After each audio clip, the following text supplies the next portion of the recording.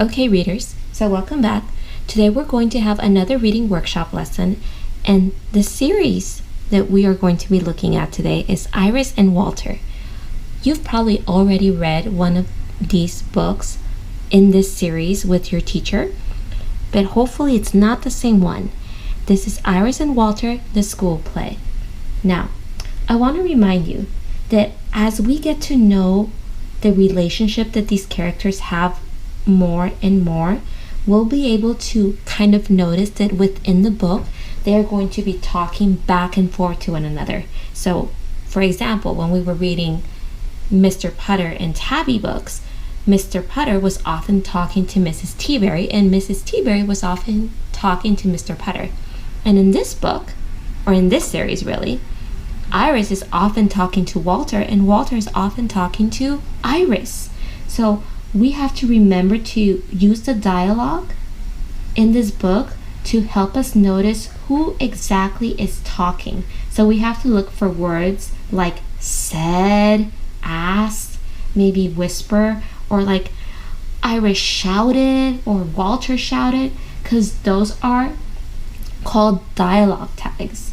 And dialogue tags help us figure out who is talking and sometimes how they're talking as well.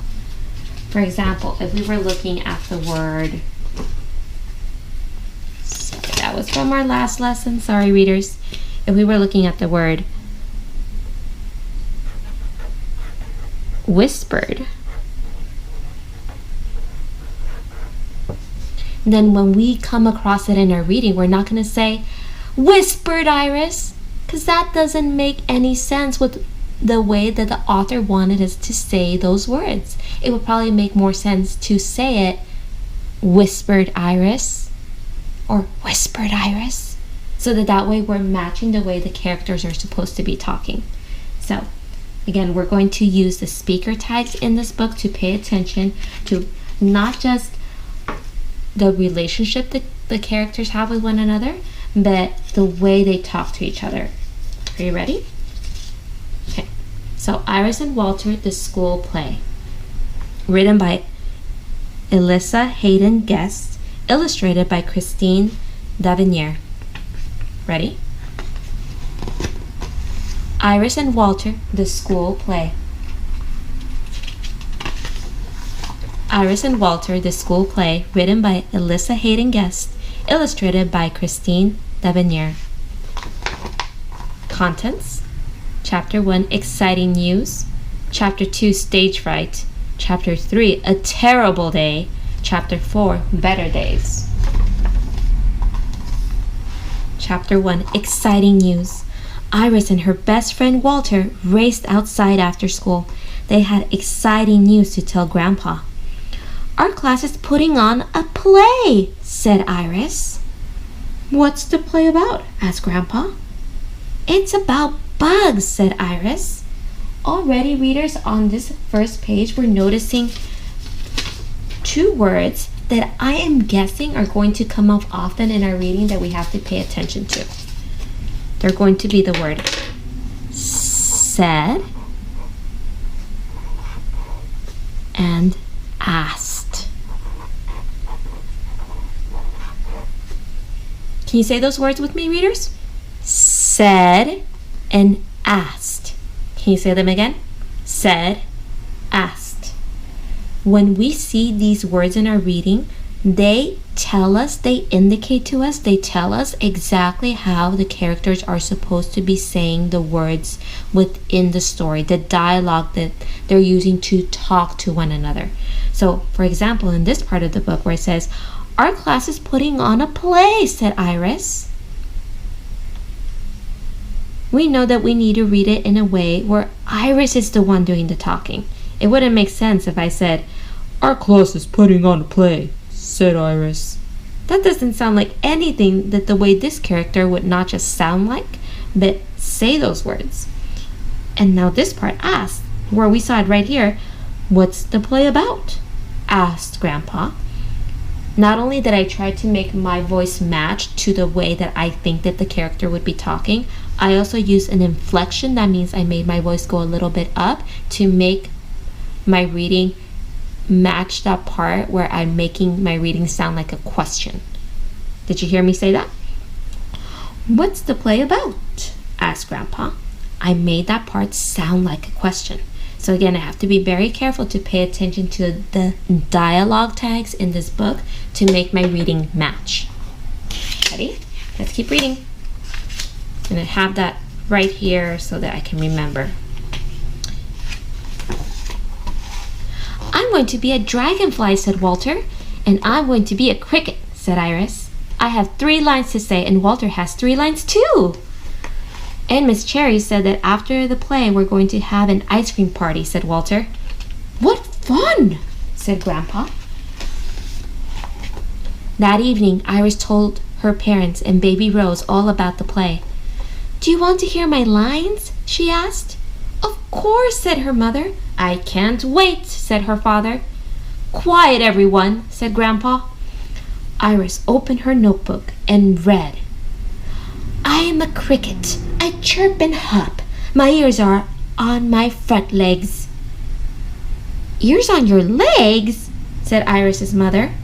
Well, how about that? Said Iris's father. You'll make a wonderful cricket, said Grandpa.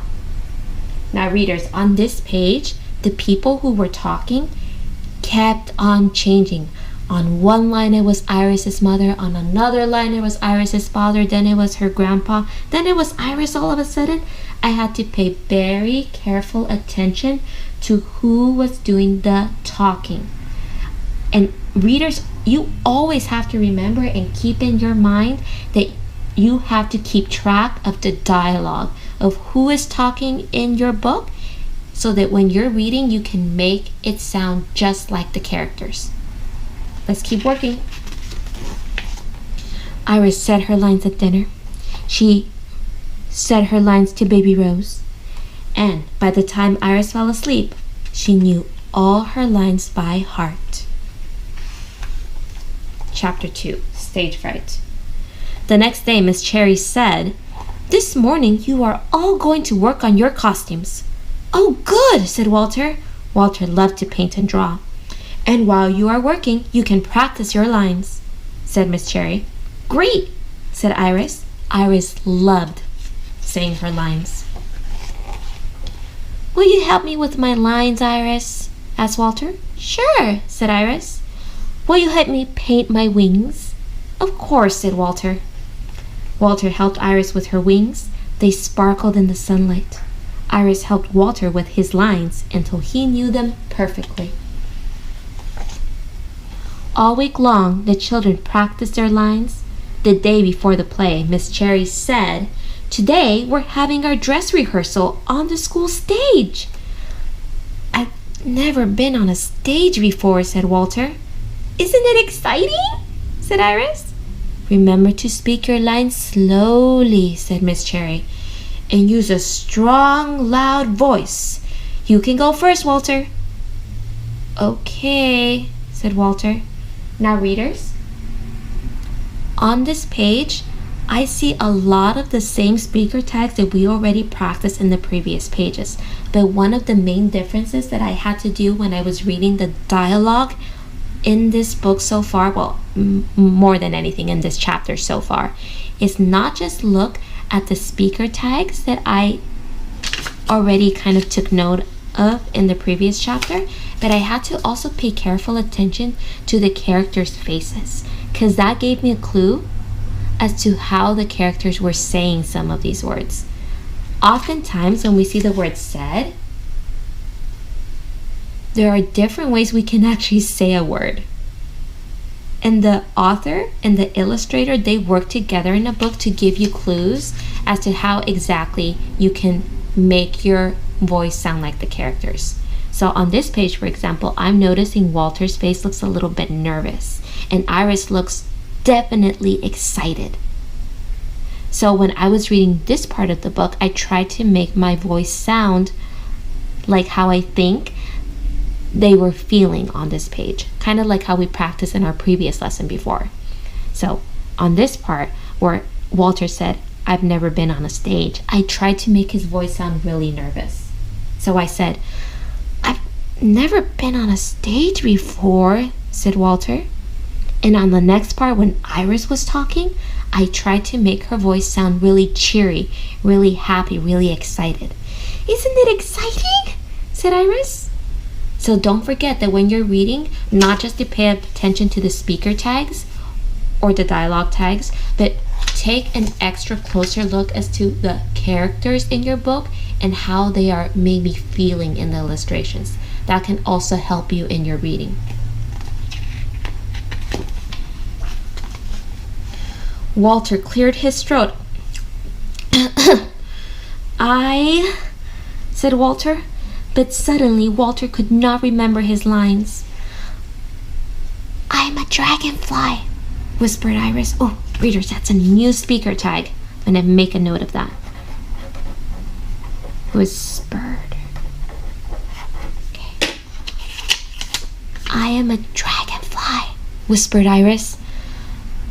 I have 4 wings and 6 legs. I eat mosquitoes. I am a dragonfly, said Walter. I have 4 wings and 6 legs. I eat mosquitoes. I'm really trying to make it sound like he's struggling in this part, readers. Good, said Miss Cherry. You just need to practice a little more, Walter. I know you are going to do very well. But now Walter was worried. What if I forget my lines when we do the play? He whispered to Iris. Oh, you know what, readers? I think I can do a much better job in my reading to make it match with the dialogue tags right here. Ready? I'm going to go back and get a running start. What if I forget my lines when we do the play? He whispered to Iris. Don't worry, said Iris. I know your lines.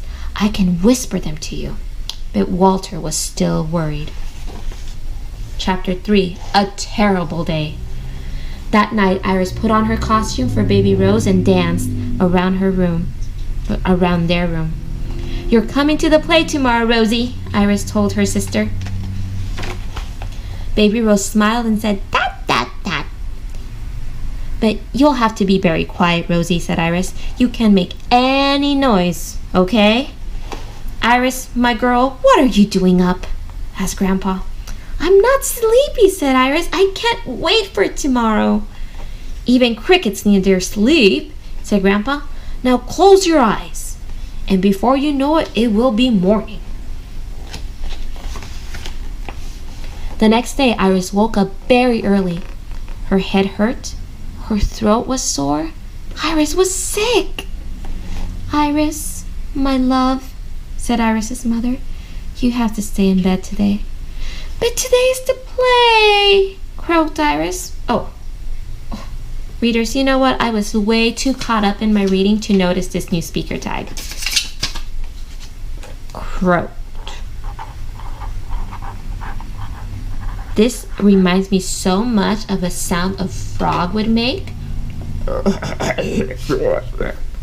not a very good frog, but it makes me think of how a frog would sound like. So I'm thinking that when I read this part of the book, the dialogue between Iris and her mother, I have to make a bit more of an effort to make my character sound as if she were really sick.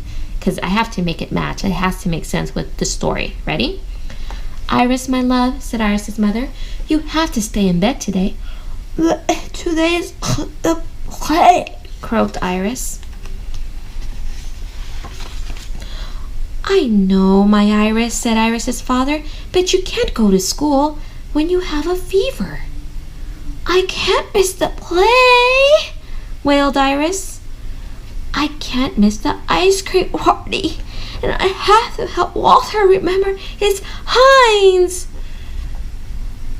Now, readers, I may have not exactly sounded like I was reading the words correctly, and that's just because I was really still trying to make her sound sick. So hopefully that's coming across. But Iris's parents would not let her go to school. They tucked her into their bed. They brought her tea with honey. They gave her blackberry candies and to soothe her throat. Iris cried and cried. After a while, she fell asleep.